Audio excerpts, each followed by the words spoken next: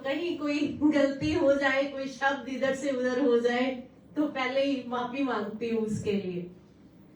तो hi everyone, I am so happy, I love you all कि आज मुझे ये चंडीगढ़ में एसडी कॉलेज में आज एक ऐसे विषय पे जेंडर चैंपियन क्लब के लिए आज मुझे इनवाइट किया गया, क्योंकि ये जो सब्जेक्ट है ये बड़ा मेरे दिल से जुड़ा हुआ है।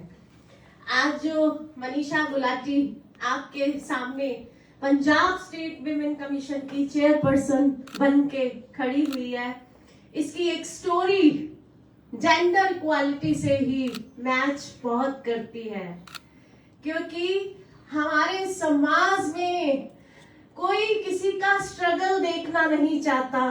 दुनिया सिर्फ सक्सेस को सल्यूट करती है, पर आज मुझे ये लगता है हर पर्सनालिटी के साथ ही ये सब होता है।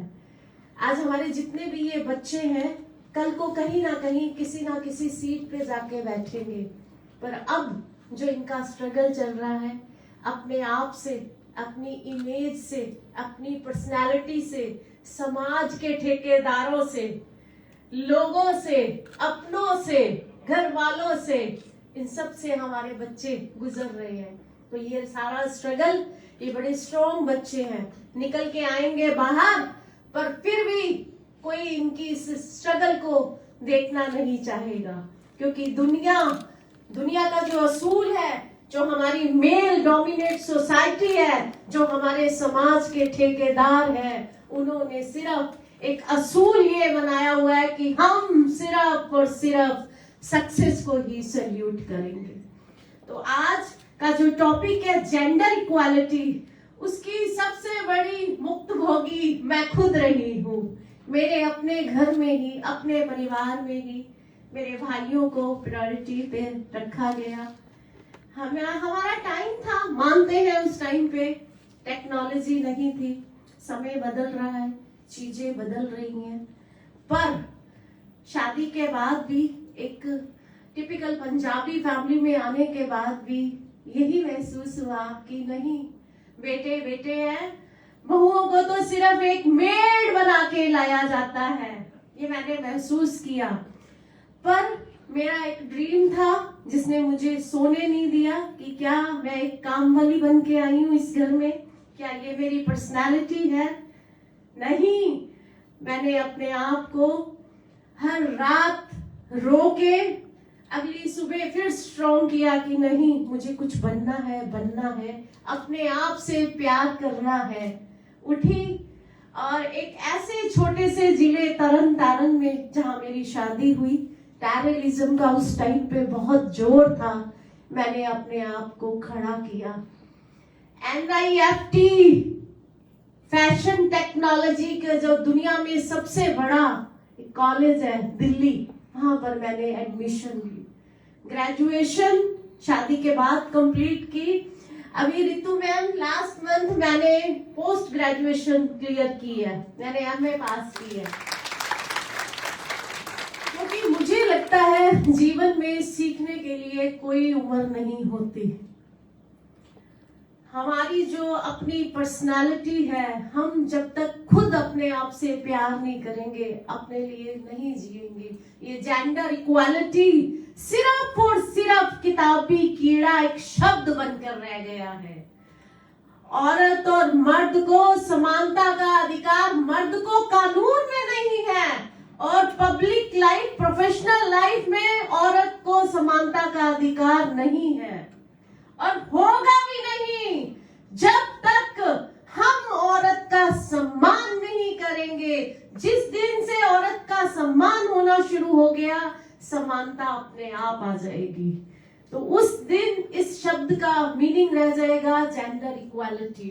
अब होने लगी है, नहीं तो हमारी देश की इस टाइम 50% वुमेन कम्युनिटी के पास सेल फोन नहीं है, 50% फीमेल कम्युनिटी के पास सेल फोन नहीं है, और अभी भी प्रोमिनेंट लोग कह देते हैं रिप्ड जीन नहीं डालेंगी, मोबाइल फोन नहीं यूज करेंगी, पार्टियां नहीं करेंगी। अरे क्यों? कौन होते हो तुम ये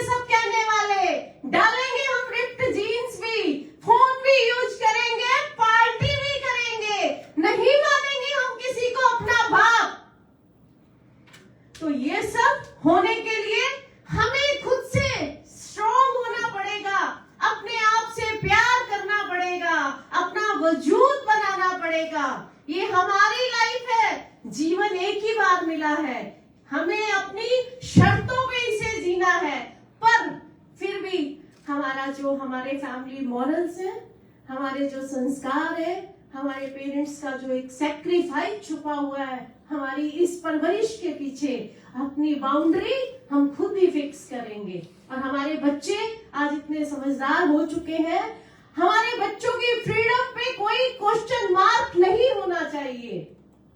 और जहां पर फिर कानून की बात आती है, मैं एज ए कमीशन की चेयरपर्सन, हमारे यहाँ लोक अदालत लगती है, हमारे पास सिविल कोर्ट की पावर्स है, हर 10 में से 3 मेल सही है, पर उनको सुना ही नहीं जाता, कोई उनको सुनना ही नहीं चाहता।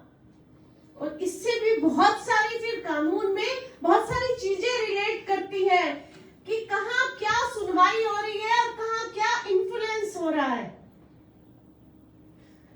तो ये इक्वालिटी ऑफ लॉ होना, कि सही को सही और गलत को गलत कहने की एक इंसान में एक पर्सनालिटी ये होनी चाहिए। मैं विमेन कमीशन की चेयरपर्सन जरूर हूं, पर मैंने हमेशा सच का साथ दिया है। अगर लड़का सही है तो सही है, अगर लड़की गलत है तो गलत है, क्योंकि कानून की सीट पे बैठ के हम जिस चीज को रिप्रेजेंट कर रहे हैं, हम गलत काम नहीं कर सकते। दूसरा, हमारे आज जो पाश्चात्य देश हैं, वहां पर जेंडर इक्वालिटी के अगर रेशो को देखा जाए, वहां पर पब्लिक लाइफ में औरतों की भागीदारी पुरुषों से ज्यादा है, क्योंकि वहां पर बराबरी का अधिकार दिया गया है।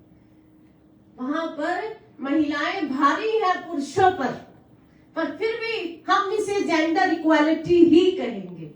तो हमारे देश में कब होगी ये जेंडर इक्वालिटी? क्या आज मैं इस सेमिनार में आई हूँ, इस स्टेज पे खड़े होके बोल के जाने से, या ये चैंपियन क्लब बनने से, या बड़े बड़े सेमिनार करने से क्या जेंडर इक्वालिटी एक्चुअल में हो पाएगी? नहीं हो पाएगी, कभी भी नहीं हो पाएगी। इसके लिए हमें सम्मान करना पड़ेगा, मर्द को औरत का, औरत को मर्द का। आज हर फैमिली में हम अपनी डॉटर के लिए बड़े सुनहरे सपने देखते हैं कि उसे दुनिया का हर सुख चाहिए, पर जब हमारे बेटे की शादी की बारी आती है तो हमारी प्रायोरिटी चेंज हो जाती है। हम लड़की से, पराए घर आई लड़की से वो उम्मीदें कर बैठते हैं कि वो बाहर भी काम करके आए, घर की रिस्पॉन्सिबिलिटी भी संभाले। तो बहुत सारी ऐसी चीजें हैं कि आज के जो बच्चे हैं उनको ये समझना पड़ेगा, अपने पेरेंट्स को समझाना पड़ेगा कि समय बदल रहा है। अगर आप जो सपने मेरे लिए देख रहे हो, तो बाहर से आई हुई लड़की के लिए भी यही प्रायोरिटी रखो, उसको भी उतना ही बराबरी का हक, रिस्पेक्ट दो।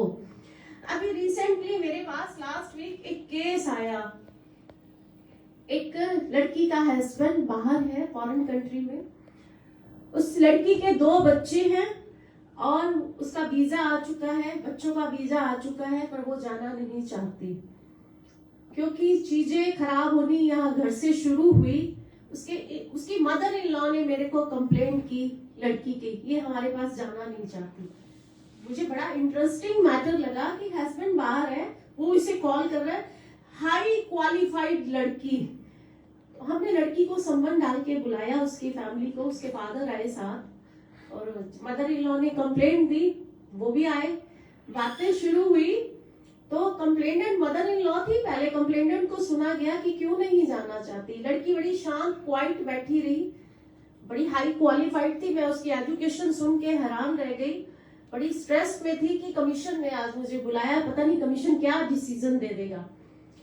तो मदर इन लॉ ने बात करनी शुरू की, जी देखो वीजे ला के आ गए, ए जाना नहीं चाहती, ए ओ जान। अब फिर हमने लड़की से बात की, तो लड़की ने बताया कि मैडम इन्होंने मेरे हस्बैंड के दिल में इतनी बातें भर दी हैं कि मुझे लगता है कि वहां पर जाकर मैं सिक्योर नहीं रहूंगी। इन्होंने मेरे साथ मिसबिहेव किए। लड़के के फादर का कहना था कि इसने हमारे पे एलिगेशन लगाया है कि मुझे फादर इन लॉ गलत नजर से देखते हैं, ऐसे आर्गुमेंट शुरू हो गए। सडनली लड़के के फादर उठे उन्होंने मुझे 6-7 पिक्चर्स पकड़ाई, मैडम ये देखिए, वो लड़की की किसी और लड़के के साथ पिक्चर्स थी। मैंने कहा ये क्या है? ये इसका बॉयफ्रेंड था। मैंने कहा कब था बॉयफ्रेंड? जी 10 साल पहले। मैंने कहा shut up, gate out from my office. तुम उसके आज प्रेजेंट में उसका पास्ट लेके आ रहे हो। था तो था, it's not a big deal. Boyfriend बनाया, बन गया, बन जाते हैं बॉयफ्रेंड, इसमें it's not a big deal. तुम उसके पास्ट को उसके प्रेजेंट के साथ जोड़ोगे। Who are you? मैंने उन्हें get out from my office, और मैंने सारी पिक्चर्स फाड़ दी। लड़की रोने लग गई। ये सब देख के वो बहुत इमोशनल हो गई। उसको समझाया, उसके फादर साथ थे, और फिर मैंने उनसे बात की कि आप इसको फॉरेन लेके जाना चाहते हो, इसके हस्बैंड के दिल में आप मेरे आगे कोर्ट में ये पिक्चर्स 10 साल पुरानी रख रहे हो, वो हस्बैंड इसको कैसे खुश रखेगा? विदेश में चली जाएगी। मैंने कहा बिल्कुल बाहर नहीं जाएगी। मैंने लड़की से बात की कि आप क्या वो जाना चाहती है। छोटे छोटे 2 बच्चों के फ्यूचर का सवाल था। तो शादी से पहले ही पता था कि बॉयफ्रेंड था। जब पता था तो फिर आप पहले सोचना चाहिए था। और अब शादी के 10 साल बाद फिर उस लड़के को भी, मुझे जो लड़की ने बताया, जो एक्स बॉयफ्रेंड था, उसको भी कॉल करके कहा जा रहा है कि एक बार इसके साथ फोन पे बात करके रिकॉर्डिंग भेज दे। मतलब हैरास करने के लिए आप उसे विदेश लेके जाना चाहते हैं। तो ऐसी दवाई दी है, याद रखेंगे अब वो कि कोई कमीशन में कंप्लेंट देने गए थे। कंसर्न सिर्फ इतना ही है कि आज हमारी बच्चियों के प्रेजेंट के साथ कोई उनके पास्ट को छेड़छाड़ करके ये सोचने की गलती ना करे कि हम कमीशन, या मेरी नजर में अगर कोई पड़ गया ऐसा मैटर कि हमारी बच्चियों के, लड़कियों के या लड़कों के पास्ट हमेशा पास्ट ही होता है। अपने प्रेजेंट को लेके जियो। और ये जो सब रिश्तों में चीजें होती हैं, ये शादी से पहले सोचनी चाहिए। शादी के बाद 2 बच्चों की माँ होने के बाद मेरे पास ऐसे बहुत सारे केस हैं, बहुत सारे लोग आते हैं कि ये पहले था, ये ऐसे था। कॉलेज में को-एड में बच्चे पढ़ रहे हैं, बच्चे कैंटीन में बैठते हैं, बच्चे पार्टी करते हैं, बच्चे पिकनिक करते हैं। ठीक है, इंडियन सोसाइटी हमारी मेल और फीमेल की दोस्ती को एक्सेप्ट नहीं करती, ना करे, पर हम अपनी बाउंड्रीज हम दोस्त बनाएंगे। हम अपनी बाउंड्रीज खुद ही फिक्स करेंगे। हमारी फ्रीडम पे कोई क्वेश्चन मार्क नहीं हो सकता। पर आजकल के जो पेरेंट्स हैं, अगर ऐसा कुछ करते हैं, कमीशन कड़ा एक्शन लेगा। तो ये भी एक इक्वालिटी ऑफ लाइफ पे आता है, इक्वालिटी ऑफ पर्सनालिटी पे आता है कि हम अपने बच्चों को को-एड में तो पढ़ाना चाहते हैं, पर आगे जाके हम जो उनके आगे लक्ष्मण रेखाएं बिछानी शुरू कर देते हैं, वो बिल्कुल गलत है। कमीशन बहुत सख्त है। मैं अपने बच्चों की, अपने यूथ की फ्रीडम पे या उनकी पर्सनालिटी पे कोई अटैक करे, मैं बिल्कुल भी ये टॉलरेट नहीं करती। तो मेरा आज, अब मैं अपनी बात खत्म करते हुए एक बात ही बार बार कहूंगी कि मेरी बच्चियां, मेरे बॉयज, मेरी गर्ल्स, अपने आप से हम प्यार करें, अपनी बाउंड्री खुद ही फिक्स करें, और अपने पेरेंट्स का जरूर सम्मान करें जहां पर हमारे पेरेंट्स मिसगाइड हो जाते हैं। क्योंकि हम जो लोग हैं, इंडियंस हैं, हमारी लाइफ में इमोशंस को हम बहुत इंपॉर्टेंस देते हैं। हमारी सारी लाइफ इमोशन के ही सराउंडिंग घूमती रहती है। और ये जो इमोशन होती है ना, ये समाज के दायरे में हमको रिश्तेदार इन्फ्लुएंस करते हैं, लोग क्या कहेंगे, ये बड़ी सारी बातें हमारे बच्चों की लाइफ को डिस्ट्रैक्ट करती हैं। हमारे बच्चों के जीवन पे बहुत एक नेगेटिव इम्पैक्ट डालती है। मेरा ये मानना है कि परिवार एक सोच लेके साथ साथ चलता है, लोग क्या कहेंगे, रिश्तेदार क्या कहेंगे। अरे उनका तो काम ही कहना है। आप अपने बच्चे को एक फ्रीडम दो, ट्रस्ट करो और आगे बढ़ने दो। उम्मीद करती हूँ जेंडर इक्वालिटी, लॉ इक्वालिटी तभी होगी हम एक दूसरे के पूरक हैं, एक दूसरे को समानता का अधिकार दें, बराबरी का अधिकार समाज में मिलना चाहिए, और औरत औरत से प्यार करे। तो अपनी बात खत्म करते हुए आप सबका बहुत बहुत धन्यवाद करती हूँ कि आपने मुझे सुना। Love you all.